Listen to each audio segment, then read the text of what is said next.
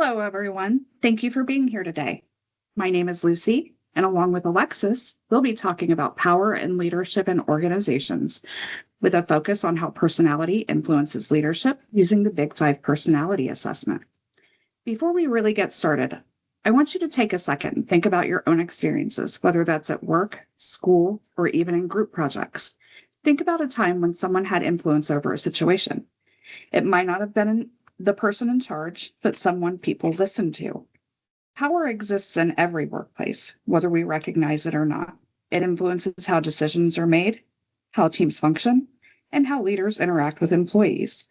And sometimes we don't even realize how much power is shaping our environment until we step back and think about it. Today, we're going to break down what power actually is, how it differs from authority, where it comes from, and how personality traits shape leadership behavior. We'll also connect this to real world situations so it's not just theory, but something you can actually apply. Even if you're not in a formal leadership role, this still applies to you because power isn't about position. It shows up in everyday interactions, in conversations, in teamwork, and even in how people respond to your ideas. So as we go through this, I want you to keep thinking about your own experiences and how power shows up in your life. I'm going to hand it over to Alexis to introduce the agenda. Hello, guys. Thank you for being here. As Lucy stated, we will be going over the agenda and what we will be covering today. So let's get into the agenda. I want to start by giving you a clear roadmap so you know exactly where we're going and how everything connects. We'll begin by defining power and leadership because that really sets the foundation for everything else. When most people hear the word power, they immediately think of someone in charge, like a manager, a supervisor, a team lead, etc. But power is actually much more broader than that. And throughout this presentation, you'll start to see how it shows up in everyday situations. Then we'll talk about the difference between power and authority. This is something that gets confused all the time. A lot of people assume that if someone has a title, they automatically have influence. But in reality, that's not always true.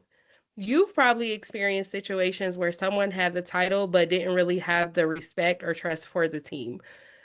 And at the same time, someone without a title had a lot of influence over decisions. I want you to think about someone that you may have worked with, went to school with, that everybody automatically clung to, went to for guidance, went to for support, that may not have had a title but just was a peer. After that, we'll look at different sources of power in organizations and where influence actually comes from. This is where things start to feel more relatable because you'll probably recognize these dynamics from your own experiences at work, school, or even group projects. Then we'll shift into the personality self assessment using the Big Five model. This part is really focused on you and helping you understand your own tendencies. Personality plays a huge role in leadership and it can shape how you communicate, make decisions, and interact with others. From there, we'll connect personality to leadership, power, and talk about how different traits influence leadership styles. And finally, we'll wrap up everything together by discussing ethical use of power and doing a reflection activity so you can apply what you've learned to real life situations. The goal of this session isn't just to explain concepts, but to help you actually see how they apply in your own life. So sit back, get out your notebooks, take plenty of notes, and let's get into what power is. Passing it along to Lucy.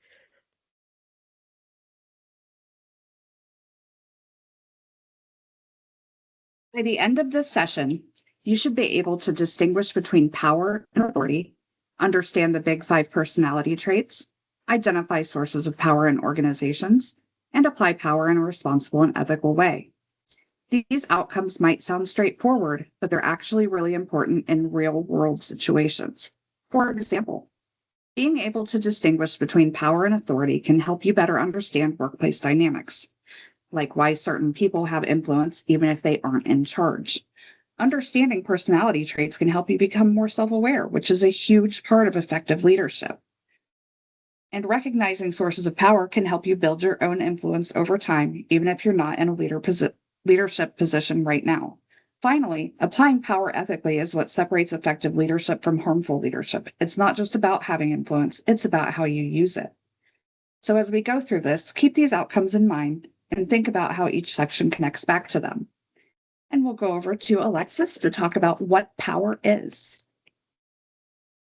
Awesome. So, what is power? I want you to take a second and tell me what comes to mind when I ask you, what do you think power is? What does the word power mean to you? And I want you to take about 30 seconds and just think about that, let that simmer, and then I want you to tell me what comes to mind. At its core, power is the ability to influence behavior and decisions. That definition might sound simple, but power actually shows up in a lot of different ways, and not always in obvious ones. So, if that's the first thing that came to your mind, give yourself a round of applause because you were correct. One of the most important things to understand is that power doesn't require a title. I mentioned earlier that classmate or that leader or that peer that people cling to that does not have a title. Someone can have a lot of influence without being a manager or a supervisor. If you think about any workplace, class, or group you've been a part of, there's usually someone that people naturally go to for advice or guidance. That person might not officially be in charge, but their opinion still carries weight. For example, in a workplace setting, there's often someone who has been there longer than everyone else. When something needs to be decided, people naturally look to that person for input because of their experience. In another situation, it might be someone who is really knowledgeable about a specific topic. When questions come up, everyone turns to them because that's who they trust and that's who they know to go to. Even outside of work, you can see this in everyday life. In friend groups, there's often one person who ends up making decisions like where to go or what to do, what to eat, where to travel, not because they were assigned that role, but because others naturally follow their lead. That's power. Another key part of power is that it depends on perception.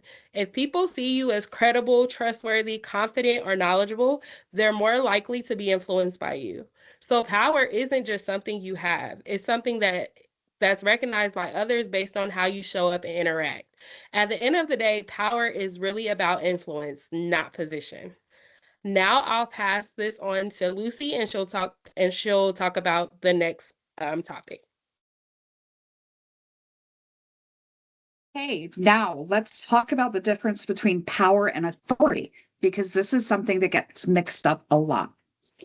Authority is formally assigned.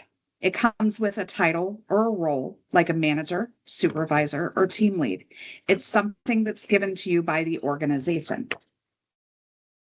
Power, on the other hand, is the ability to influence people regardless of your position. And those two things don't always go together. For example, I've seen situations where a manager had authority, but the team didn't really respect their decisions.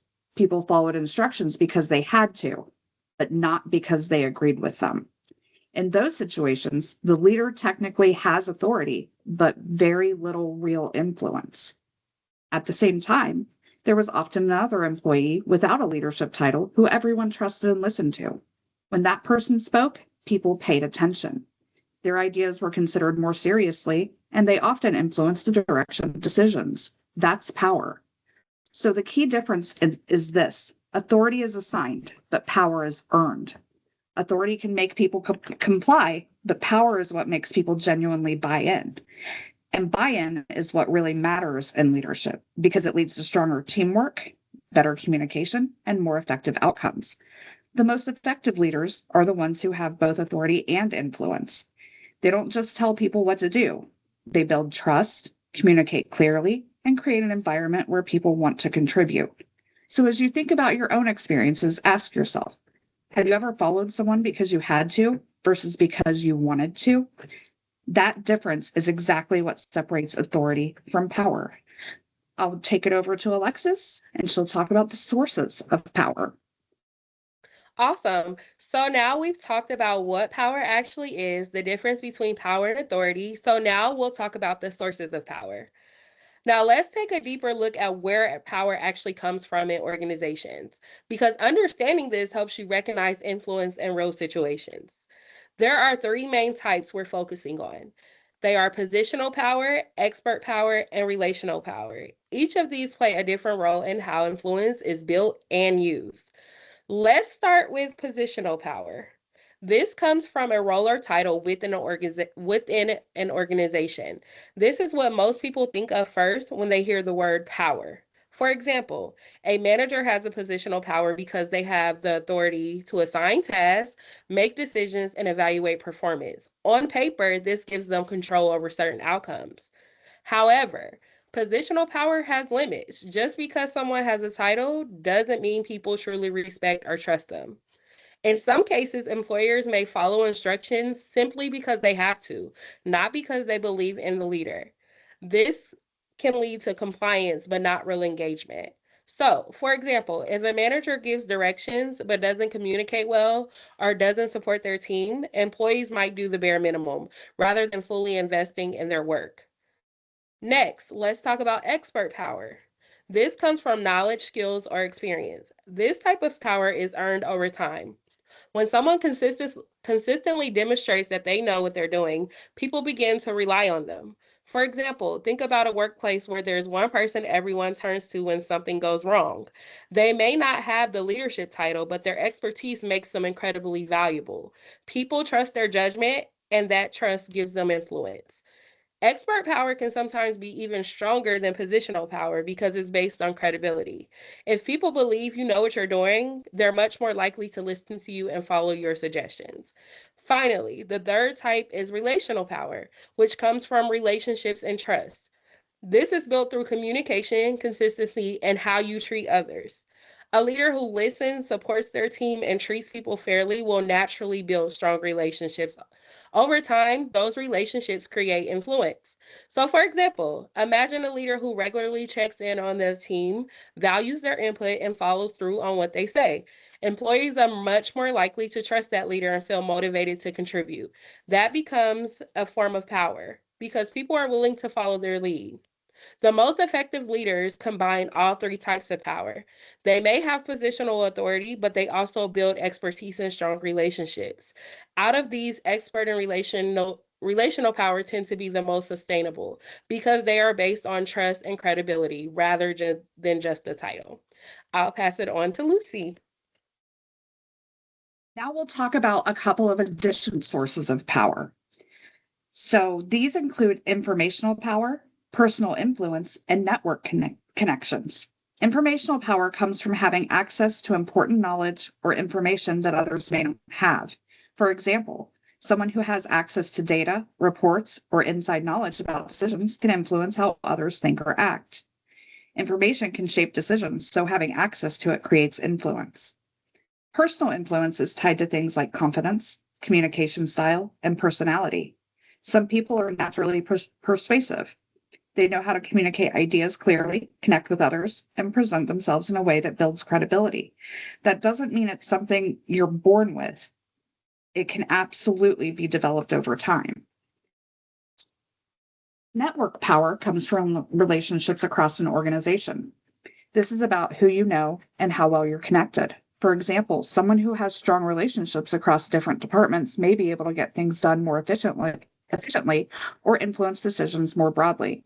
In many modern workplaces, these informal types of power are just as important, if not more important, than formal authority. So again, power isn't just about position. It's about how you interact, what you know, and how you connect with others. And now Alexis will introduce the self-assessment. Awesome. So we've given you guys a lot of information. So now it's your turn to put that information to use. So we're going to do the self-assessment introduction. This is the portion of the training, and that is honestly one of the most important parts because it focuses directly on you. We'll be using the Big Five personality assignment, which is one of the most widely used and researched personality models in psychology. It's been studied for years and is used in a lot of different settings, including workplaces, leadership development programs, and even hiring processes. The reason it's so popular is because it does a really good job of explaining consistent patterns and how people think, behave, and interact with others. Personality plays a much bigger role in leadership than most people realize. It affects how you communicate with others, how you respond under pressure, and how you make decisions, and even how you handle conflict.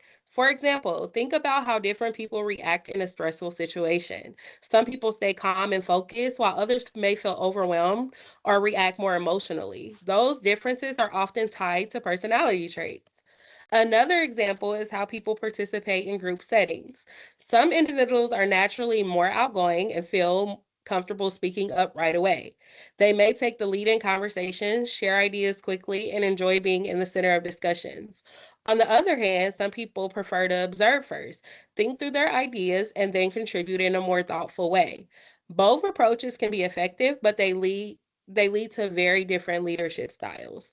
The purpose of this assessment is not to label yourself as a certain type of person or to decide whether you're a good or bad leader. That's not what this is for.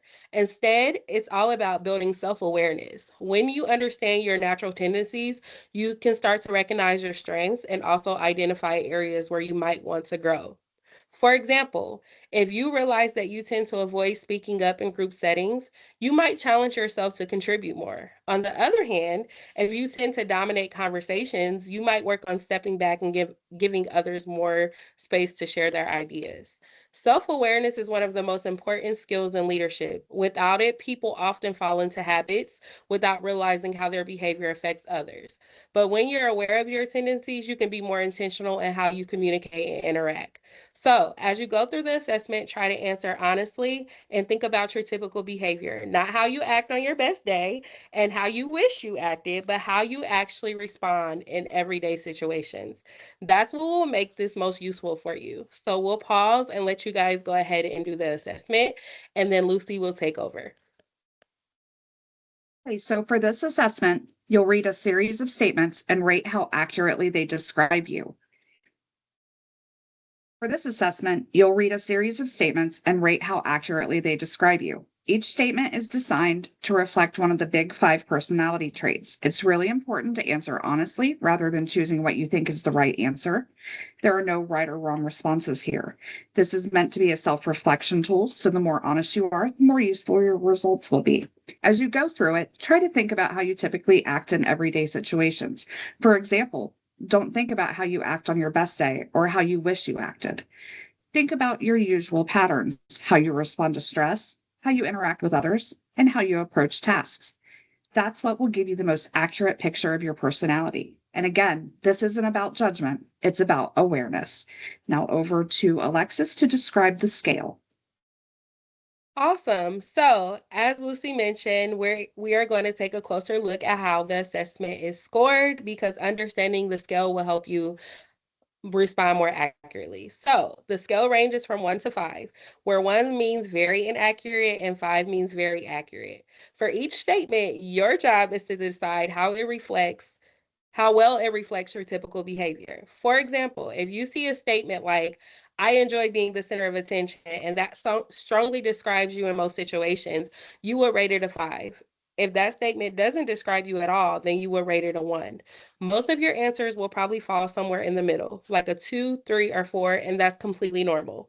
One of the most important things to keep in mind is to answer honestly. This is not a test, and there are no right or wrong answers. You are not being judged. And there's no benefit to trying to choose what you think is the best answer. The only way this assessment is useful is if your answers actually reflect who you are. It is also important to think about your typical behavior rather than specific situations. Everyone has moments where they act differently depending on the environment. For example, you might be more outgoing around close friends, but quieter in a professional setting. That is completely normal. What you want to focus on is how your overall pattern, how you generally behave across different situations. Another tip is not to overthink each question. Your first instinct is usually the most accurate but because it reflects your natural response. If you spend too much time analyzing each statement, you might start second guessing yourself or answering based on how you think you should behave. You can also think about real life examples as you go through the questions. For instance, if a statement is about being organized, think about how you manage deadlines, tasks, or responsibilities in your daily life. If a statement is about being social, think about how you typically act in group settings. Overall, this is meant to be a self reflection tool. The more honest and thoughtful you are with your responses, the more meaningful your results will be. Now I'll pass it over to Lucy. Okay, at this time, you're going to pause it for 5 to 7 minutes to allow you to take time to complete the assessment. Go ahead and pause the video now, complete the questionnaire, and then come back when you're finished. Now that you've completed the assessment, let's take a closer look at the 5 personality traits. These include openness, conscientiousness, extroversion, agreeableness, and neuroticism, which is often referred to as emotional stability. Starting with openness, this trait relates to creativity, curiosity, and a willingness to try new ideas. People who score high in openness tend to be more imaginative and open to change, while those who score lower may prefer structure and familiarity. Next is conscientiousness, which reflects how organized, dependable, and goal oriented someone is. People high in conscientiousness tend to be reliable and detail oriented, which can be really important in leadership roles. Extroversion relates to sociability, energy, and how comfortable someone is interacting with others. Someone high in extroversion may enjoy leading discussions and being around people, while someone lower in extroversion may prefer quiet environments. Agreeableness reflects empathy, cooperation, and how someone interacts with others. People high in agreeableness tend to be more collaborative and supportive, while those lower may be more direct or competitive. Finally, emotional stability or neuroticism relates to how someone manages stress and emotions. Someone with high emotional stability tends to stay calm under pressure, while someone lower may experience more stress or emotional reactions. It's important to remember that everyone has a mix of these traits. No one is completely high or low in everything.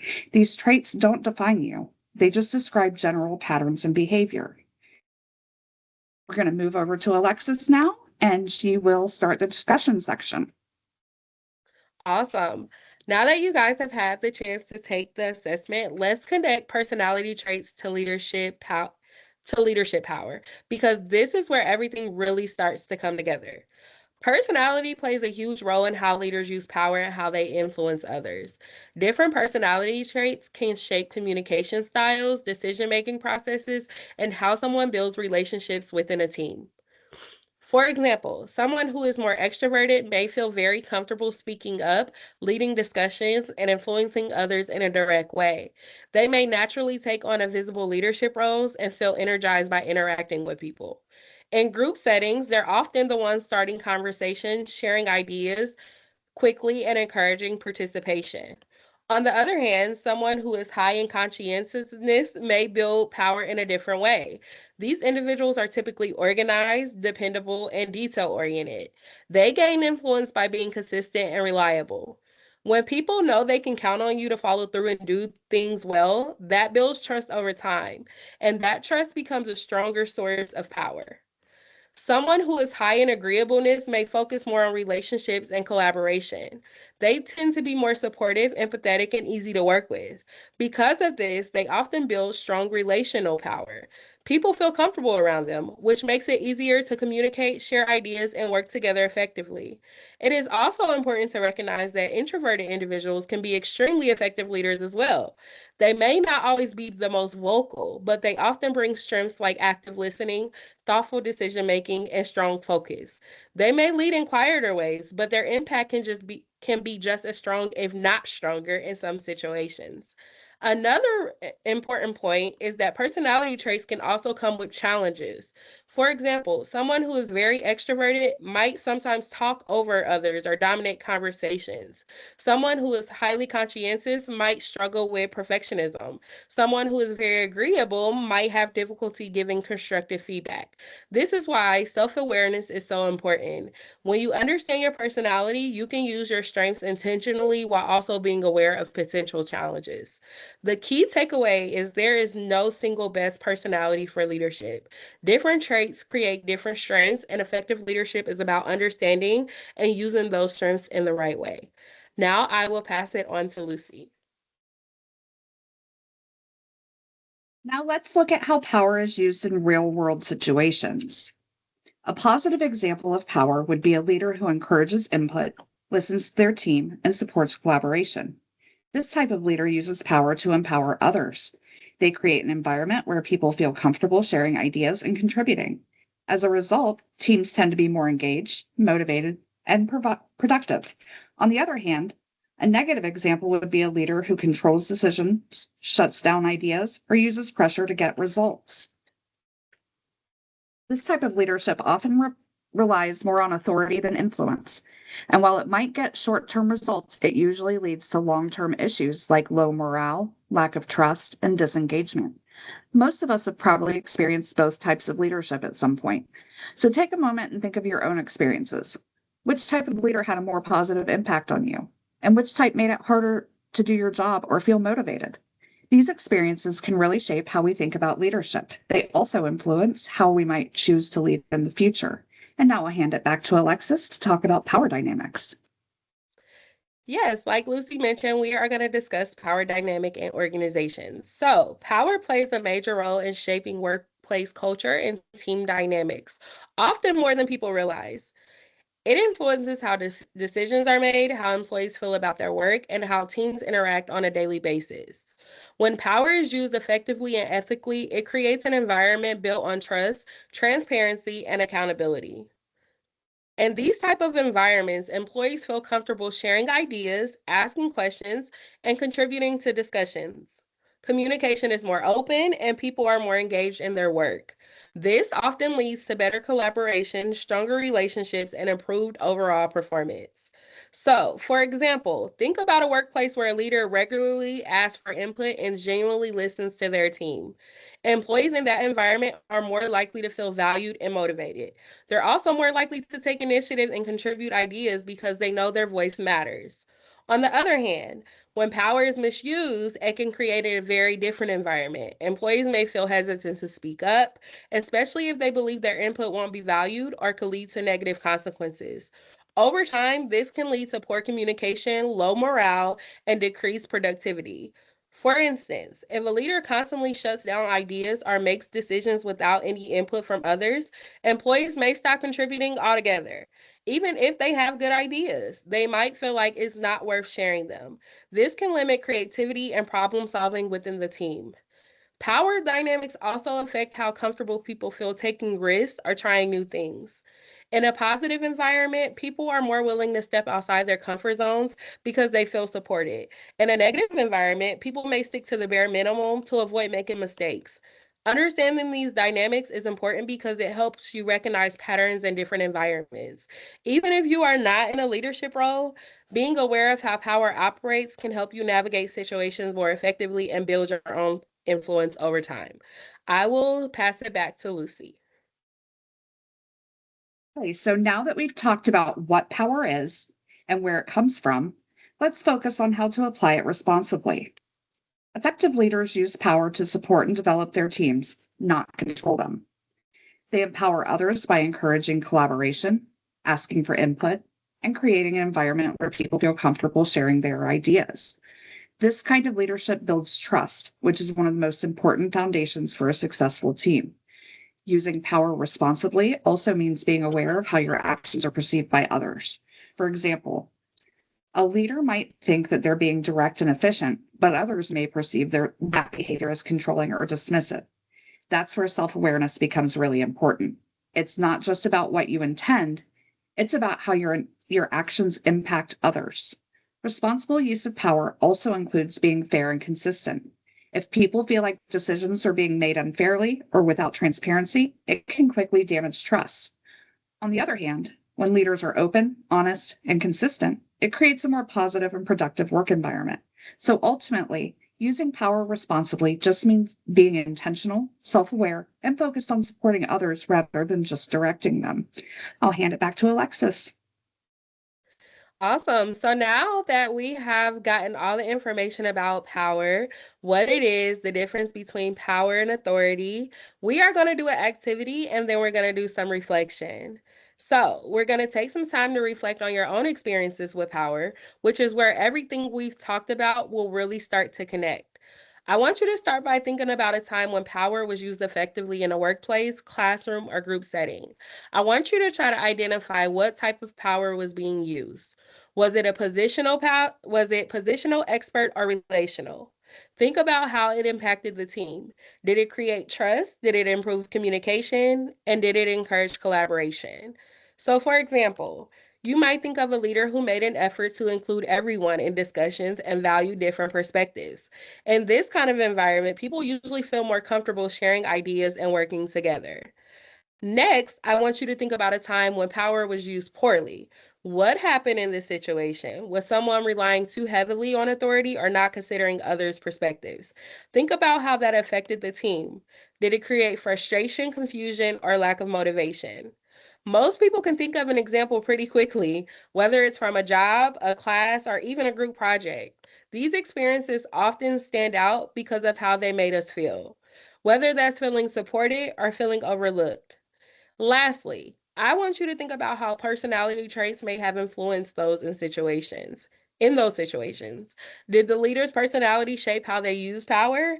And how might your own personality influence how you would have handled that in a similar situation?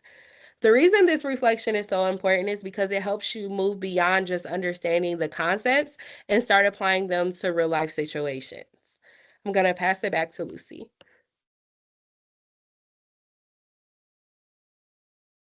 Okay, let's go ahead and take about 5 to 7 minutes to reflect on what Alexis just talked about. Go ahead and pause the video now, think through those questions, and come back when you're ready to continue. Hopefully that gave you a chance to really think about how power shows up in real situations and how it connects to leadership. To wrap up, let's go over a few key takeaways from today's session. First, power is about influence, not just authority. Having a title doesn't automatically make someone an effective leader. What really matters is how they interact with others and how they build trust and credibility. Second, personality plays an important role in how leaders use power. Different traits can shape communication styles, decision making, and leadership approaches. There isn't one right personality for leadership. It's about understanding your strengths and using them effectively. And finally, ethical leadership is essential for building strong organizations. Power can be used to support and empower others, or it can be misused in ways that create negative outcomes. The difference comes down to awareness and intention. One of the most important takeaways is that leadership isn't just about having power, it's about how you choose to use it in everyday situations. Even small actions like listening to others or encouraging input can have a big impact. So as you move forward, think about how you can apply these ideas in your own experiences, whether that's at work, in school, or in group settings. I'll hand it over to Alexis to talk about the references that we used today.